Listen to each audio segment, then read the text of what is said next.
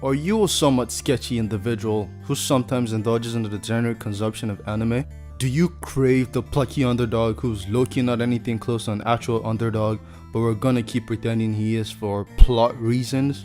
Well, count your blessings and count your stars, cause today we'll be talking about David, or I like to call him David Kuhn, the Bible's very own shonen protagonist. Now, to be honest, the Bible has a bunch of protagonists. I mean, there's Samson, Solomon, Saul, and that's just the ones with the names that start with S. But David is one of the more unique protagonists because his whole story is somehow like a shonen anime, despite it being like 1,000 years before the first shonen. There's so much in his life that mimics your typical shonen. Stuff like being a fake underdog, the power of friendship, or even viciously simping for women. So in this video, I'll show you just how David is the Bible's own shonen protagonist. Okay, so firstly, there's the whole thing with David being a fake underdog. A fake underdog is basically what it sounds like. It's basically when the protagonist or character looks so sorry at the start of a story, you begin to wonder why they're even given any attention. In Naruto, everyone else was some kind of genius, while he was just an idiot who even repeated a grade. Or you could even look at Black Clover 2, where Asta, the protagonist, had no magic despite everybody else having some kind of magic. Well, despite how pathetic those young men look, it's not called a fake underdog for nothing. Like Naruto and Asta, all these protagonists end up having some latent powers that make them super powerful, and I'm talking strongest in the verse type shit. And just like your typical shonen protagonist, David is also a fake underdog. Firstly, there's him looking sorry. In one of his first few appearances, he's basically described as a frail femboy. He was young as hell and scrawny, so anyone who looked at him basically wrote him off. When he challenged Goliath, the 10-foot tall giant, King Saul, his brothers, and pretty much anyone who cared for him called him stupid and tried to stop him. Even Goliath literally asked Israel mid-fight if they wanted to sub David out for someone else because he was such a little guy.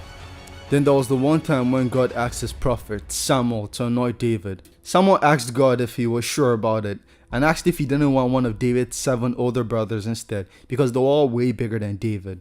Saul even gave David his armor one time to fight Goliath, but David had to take it off because it was way too big. Imagine Kevin Hart trying one of Shaq's suits. But you see, like I said before, David is a fake underdog.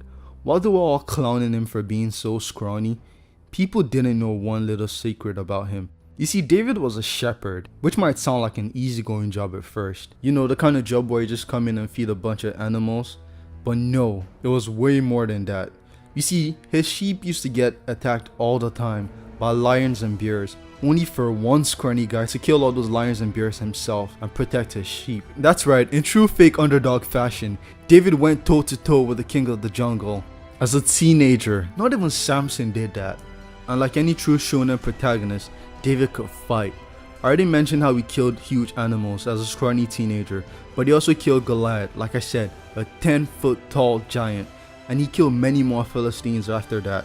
He was so good as a warrior and commander that he immediately became the captain of King Saul's personal guard right after killing Goliath and joining the army. He won so much that there were even people comparing him to the king. He'd go on campaigns where he was outnumbered by tens of thousands of men and he would still win every time.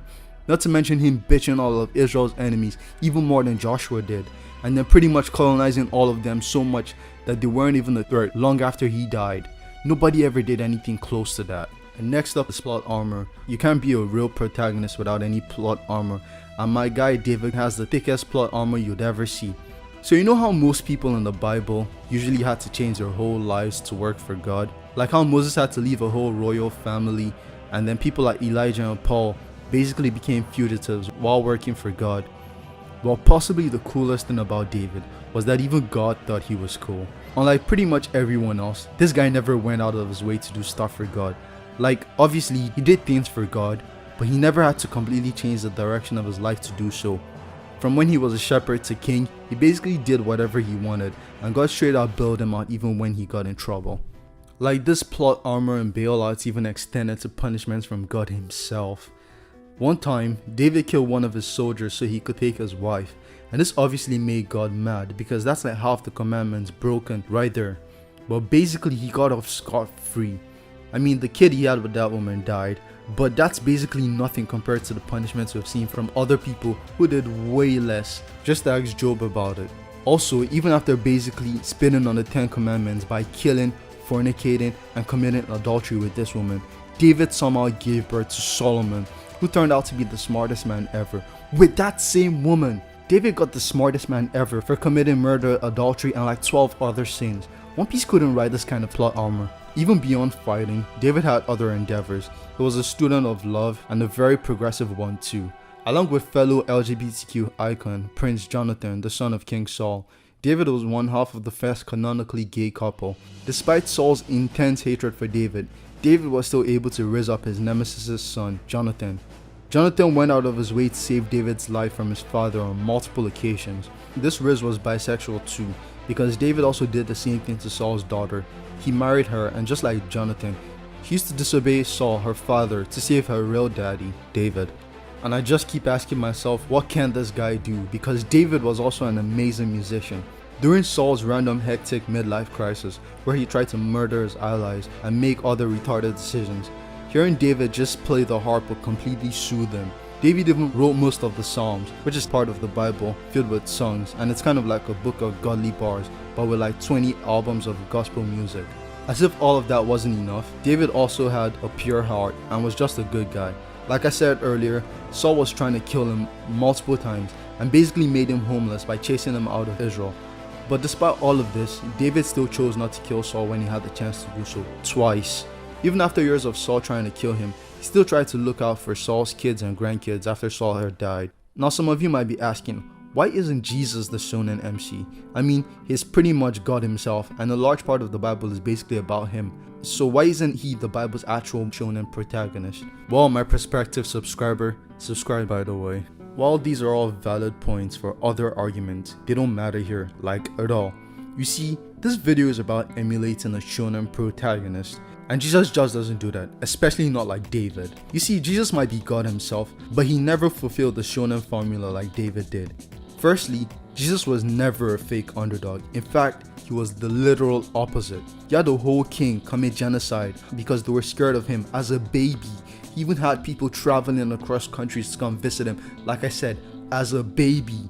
There was no fake or underdog in his dictionary at all. Also, unlike David, he didn't have hands and couldn't fight for shit, because we literally see him tell people to turn the other cheek when they get slapped, and he just let the Roman Emperor bully his people without fighting back. He even let himself get spit on and crucified. David would never do anything like that. Jesus also didn't just have any cool extracurriculars like David did. David was, like I said, an astute musician. I guess you could say Jesus was a good guy, but in all, Jesus is clearly lacking in comparison to David. And to be honest, this isn't even a contest. Let's not forget, David also has a superior seed, aka Solomon, or the fact that he was also really hot. So I'm crowning David as the Bible's Shonen main protagonist. So after this clearly deep research, we need to get Crunchyroll on this.